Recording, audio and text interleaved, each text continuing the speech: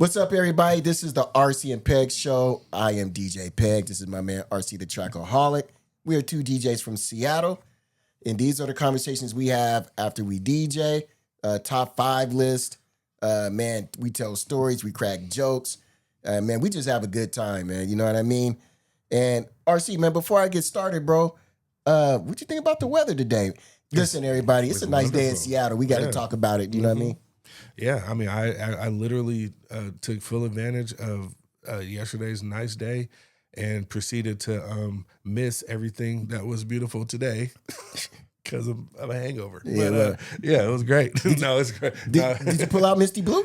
No, look. I missed two. I think I missed a cruise, a car show. I think I missed something. I got to get it together. But it was just such a nice day. Explain to the people who Misty Blue or what Misty Blue. Misty Blue is my 1972 Cadillac Eldorado drop top convertible super machine. You know what I'm saying? It's all original. You know what I'm saying? It's a classic, beautiful car. You know what I'm saying? And so I take it out as much as I can and win some awards or, turn some heads with it. Yeah, man, sexy, man. Yeah, dig that. Yeah. All right, I'm going to go first on this one. Oh, let me tell the people what we're talking about today. Mm-hmm. Top 5 advice for new DJs. So DJs starting out, getting into the game, what advice is good for you guys or what advice we can give you from what we learned and knowledge that we have. So, man, bro, I feel like I'm about to sneeze. I'm good. All right, here goes mine. Number 1, practice. And when you're done, more practice. Mm-hmm. Man, the only way you're going to learn how to do this, you got to practice. Practice your transitions, how to speed up, slow down songs, your BPMs. You know what I mean? So definitely practice. You know what I mean? And that's a good one for me. Because, the one thing about practice is that you don't want to be using people's money and time for practice, cutting your teeth at the damn gig. You know what I'm saying? Do that shit in your house. You know what I'm saying? Like, mess up all you want to in your house and get it right when you get to the gig. Yeah. Don't practice. The only time you practice at a gig is maybe if, bad promoter, nobody was there and you try, you do whatever you want to then. You know what I'm saying? Yeah. But yeah, don't be, because all they know is what they heard. Yep. And if they hear what they hear because you decide to, not practice and do it there, then you won't get hired again. Yep, that's real talk, man. All right, man, what you got? My first one is basically about the attitude. Like you're, as a DJ, you know what I'm saying? Be nice always. Be nice always. A great attitude. You never know who you may need. Yeah. You know what I'm saying? And so another thing I was saying in that is that I literally got gigs off of people's bad attitudes and bad business. You know what I'm saying? People come to me, full names, sometimes government names, and be like, I'm never messing with them again. They did this, they did that, and these are clients that I've had for at least the last 10 years because of that. You know what I'm saying? It is what it is. That's how we got started out in Olympia. Oh, really? Yeah, the DJ out in Olympia got drunk. Oh. And he kept getting drunk, and so they brought me in Lovesick from Seattle. Yeah. And we would drive down to Olympia, and we was killing it in Olympia. Actually, I got a couple gigs that way, too. Yeah, and we was killing it, and man, and then the only reason why we're not at Olympia, we ended up getting undercut, but that's a whole different story. Right. And by the way, when me and Lovesick left this place called The Vault, when we left The Vault, we went back to Vito's, and people from Olympia started driving up to Vito's to rock with us. Word. But anyway, that's just having a good like you said, man, having a good attitude will work for you, a bad attitude will work against you. Definitely. And the other thing about the bad attitudes and bad news is that travels way faster than good. Yep. So you can get shut down real quick being weird. You know what I'm saying? And that not only goes for how you do business with people, but it's like how you approach people who walk up to you, request and all that kind of stuff. I've had bad days, you know what I'm saying? Right. But you can't just do and say whatever you want to when you're a DJ. It's a whole different thing. I got fired for that, by the way. Yeah. Oh, word. Yeah. Well. And, it is what it is. Lessons learned, right? Yeah, for sure. All right. Know your worth. And this goes both ways. So you don't want to undercharge and bop yourself, but you don't want to overcharge, right? So know your worth. Like, if you've been DJing for a year, you're not going to make as much money as me and this guy is. You know what I mean? I think we're 20 in, right? Yeah, 20 About 20 years. in. Yeah. So when I charge, it's from experience. My name, they already know me. My name is well known, so they know what they're getting. But if you come in and you try to charge what I charge, and you might be just as good as me, you might even be better than me, but you got to build a name, you got to build a reputation, and once you do that, then you could charge. Right. Also, don't undercharge yourself either. I was undercharging myself for a long time. My homeboy DJ Diff from Detroit, one day he told me to triple. And I was like, well, man, if I triple, I'm going to lose my demographic. He's like, well, it's time for a new demographic. True that. I tripled. Listen what I'm telling everybody. I tripled what I was being charged. Yeah. And they pay me that to this day. Shout out to my to my nigga Diff. Can I say nigga? Yeah, it's our podcast. Yeah. Anyway, yeah. DJ Diff. We're black. It's cool. Okay. DJ Diff, I appreciate you, bro, for the advice. And yeah, man, so know your worth both ways. Yeah, okay. I was about to say shout out to DJ Diff too, because that's the one dude, right? Yeah. Yeah, I mean, like, yeah, he keeps a lot of DJs busy. Oh yeah. You know what I'm saying? So yeah, shout out to him for that, because he shot me a couple of things. Yeah. So my next one is versatility. Versatility Yep. will always work. Get into all genres. And you can always specialize in something. You can always get into whatever it is that you like. But I will say that the more you know, the more gigs you can do. You know what I'm saying? That goes from like, because if you master salsa or whatever, reggaeton and what's that new? Is it Afrobeats, and stuff like that.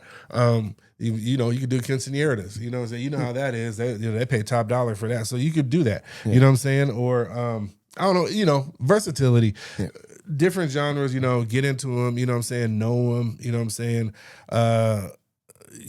That's just one of the great things about being a DJ. Is like the more you know, the more money you can make. And what's crazy is I don't think a lot of people know this, but I DJ EDM once a month. I got a residency, and so I had to learn EDM. Right. But one thing I learned about EDM, they party, bro. Oh yeah, definitely. Oh, they have such a good time, man. And once I figured out the rhythm, once I figured out how they really, because I know no EDM now. You know what I mean? I could do 2 hours of EDM all day. That's crazy. You know what I mean? Now, here's something we talked about before, man. Like learning new things could be a challenge. It was one of the hardest things for me to learn. I hope I haven't already said this on a podcast. What? The skating rink.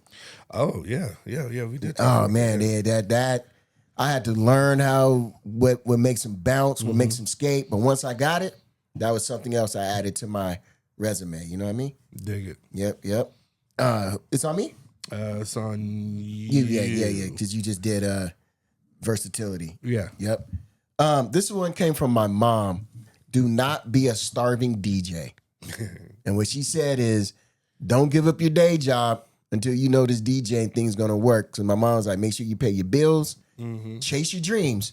Just don't be out here starving. And that came from my mom. And that was some of the best advice, because I've always, for a long time, I had a job and I DJ'd. And then at one point, I strictly DJ'd. Like, we talked about that earlier. Yeah, you did, yeah. Yeah, so I strictly DJ'd. And then, then I realized, I need medical benefits. So, I'm going to keep it a buck, man. I work and I DJ, you know what I mean? Because I need the medical benefits. I need the 401k. Yeah. I need all that. So, yeah, don't be a starving DJ, for sure. You know what I mean? Okay. Yeah. So I ran to this problem with one of my fellow DJs. You have to streamline your music. Don't keep music you really don't need. And so when we talk about that, we talk about storage. We talk about like a lot of these newer computers, they don't have huge internal storage anymore. Right. So and because what that can do is bog your computer down or even make it shut off sometimes. And really, it's just no fun. Like just like scrolling through a bunch of music that you don't mess with. Just to get to what you want.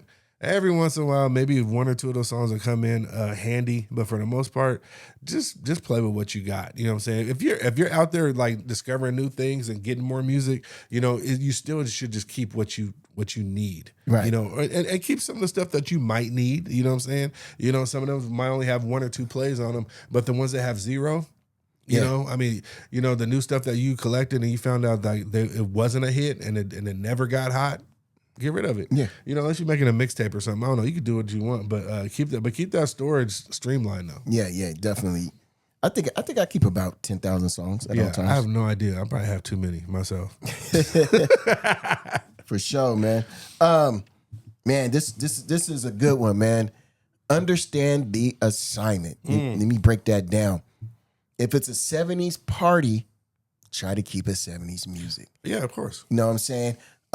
If they want to hear just R&B and they just want to keep it flowy, man, do that. You know, understand the assignment. I've had, just recently, I did a pirate party, man. Like, you know, I mean, you dressed up as a pirate. I didn't play pirate music. You know what I'm I saying? was about to say, you was on some swashbuckling. Yeah, nah. But, you know, man, you know, I came with a pirate costume, just a simple one. You know, I just bandana, eye patch, earring. That goes a long way. It does. You know what I mean? I said this before and I say it again.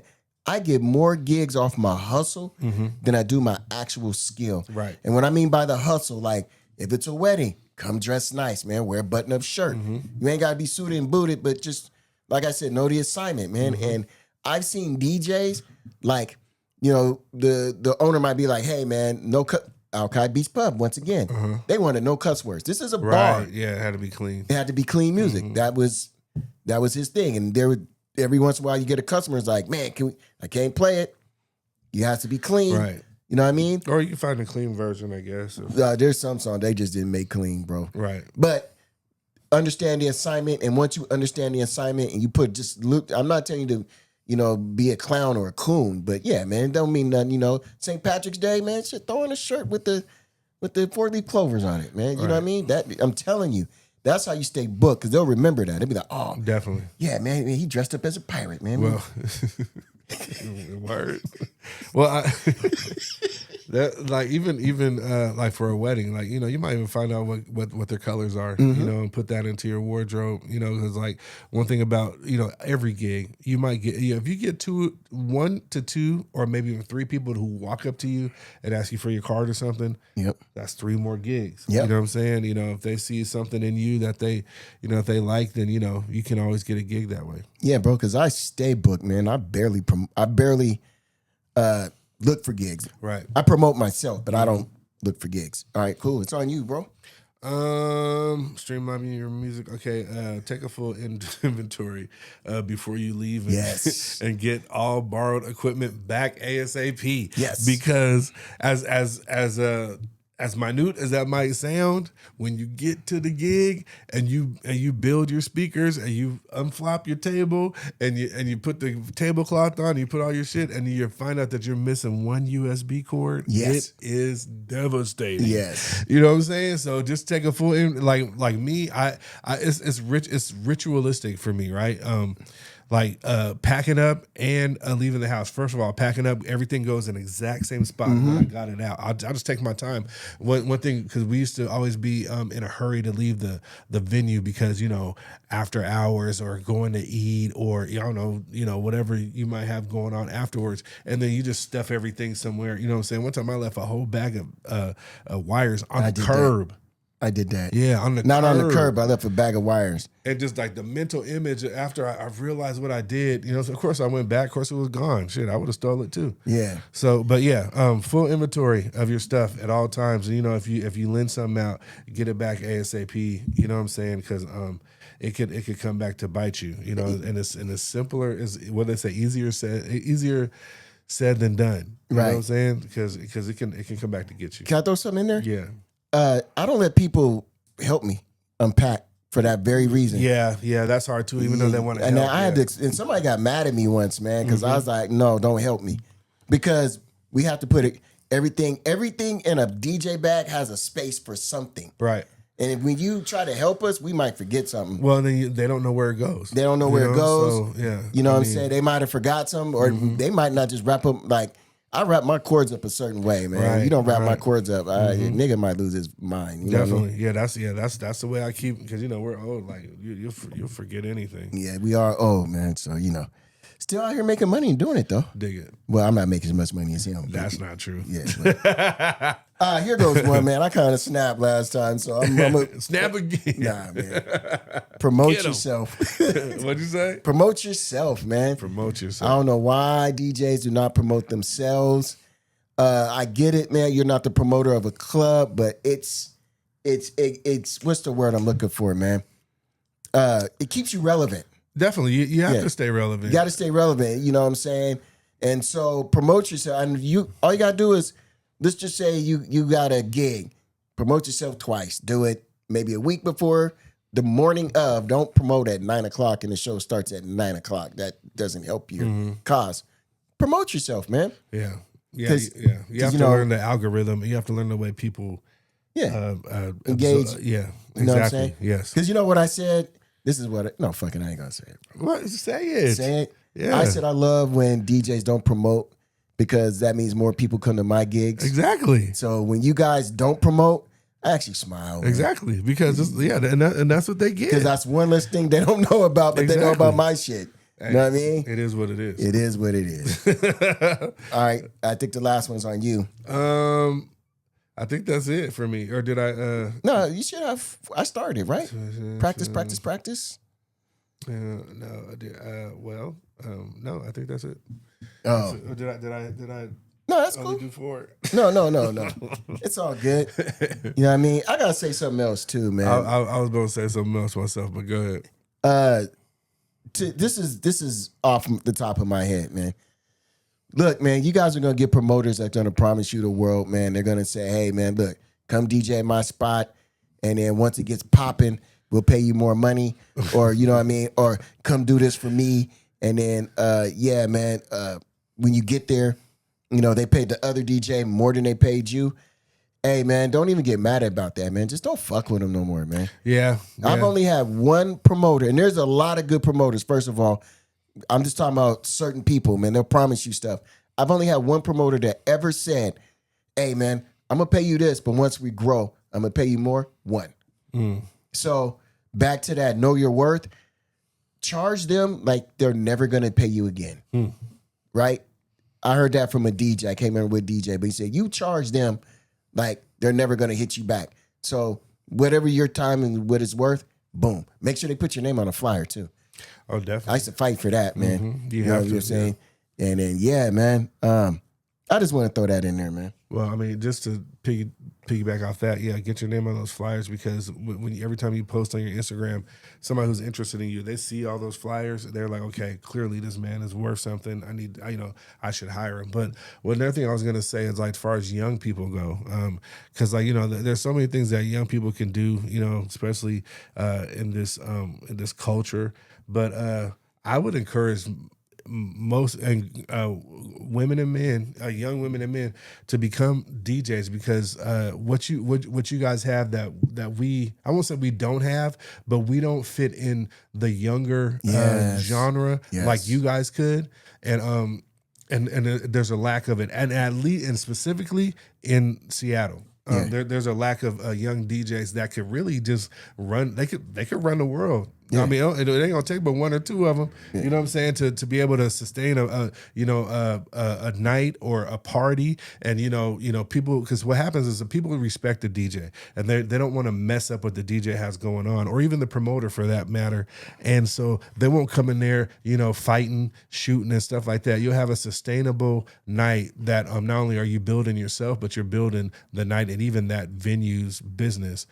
So that's why the DJ not only is so important, but it's also why younger DJs and more DJs coming up should really, if you're considering it, I'd say pursue it and run that shit. Yeah. You know what I'm saying? Because it's needed out here. Young DJs are needed out here. And here goes the thing: they will rock with you. Look, I got people been rocking me for 20 years. Yeah, definitely over 20 years. Yeah, every time you post, they'll show up. Yeah, you know what I'm saying? If nothing but 4 people show up, they'll rock with you, man.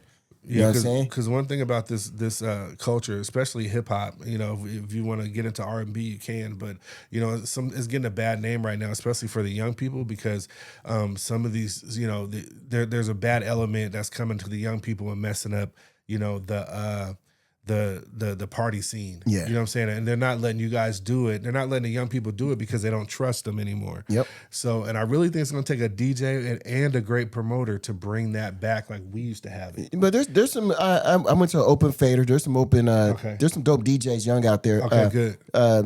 What's his name? Artistic? Oh, definitely. That's my nephew. Yeah. Artistic he's is good. one of them. Yeah. Famous, but is Famous still young, or is he No, older? Right? He's old. He's older. Older now. Vega's dope. But see, I'm talking about even younger. No, than that. they got some young. I can't think of their names Yeah. right now. I Like mean- I said, I went to this open fader, and I met a lot of DJs. You know what's crazy, man? Like we're kind of OGs. Mm-hmm. We're kind of, I don't want to say we're pioneers, but we've been doing it for a while. They were shocked that I came through there. Yeah, because I got a picture on Instagram because they all want to take a picture with me. that's crazy. You know what I mean? Yeah. And I just think they're like, man, you've been doing it for a long time. I didn't know our names rung bells like that, bro. Yeah, I mean, well, they have to look at somebody. You know, we were looking at Kun and Supreme and whoever else. You know what I'm saying? So you know, we're them, and then they're us. Right. So yeah, and that's what also is great about what we do is because we try to maintain the integrity of the genre and the industry. Yep. So that, you know, we don't fuck it up for them. But we need more. We need more young DJs, and you guys get out there and party with no incident and get your money. Yep. You know what I'm saying? And produce your scene. Yep. Produce your scene. Oh, and shout out to DJ Suede. That's Love Sick Son. Oh, dig it. Yeah. He's nice. Yeah. You know what I'm saying? Mm-hmm. All right, man. So this episode is done. Once again, subscribe to our YouTube. We're on Spotify. We're on Apple Podcasts. Like I said, man, share, like, tell a friend to tell a friend to tell a friend. You know what I mean? What's up, RC? What you got for him? Man, I mean, you said most of it, but we definitely can use your support, of course. And just keep watching and just help us grow in any way that you can, whether it be, watching or financially, you know what I'm saying? We take it. Yeah. We'll take it. But mostly we just need to grow so that we can continue to contribute to the culture. Yeah, for sure. Yeah. All right. Until next time, man. Peace.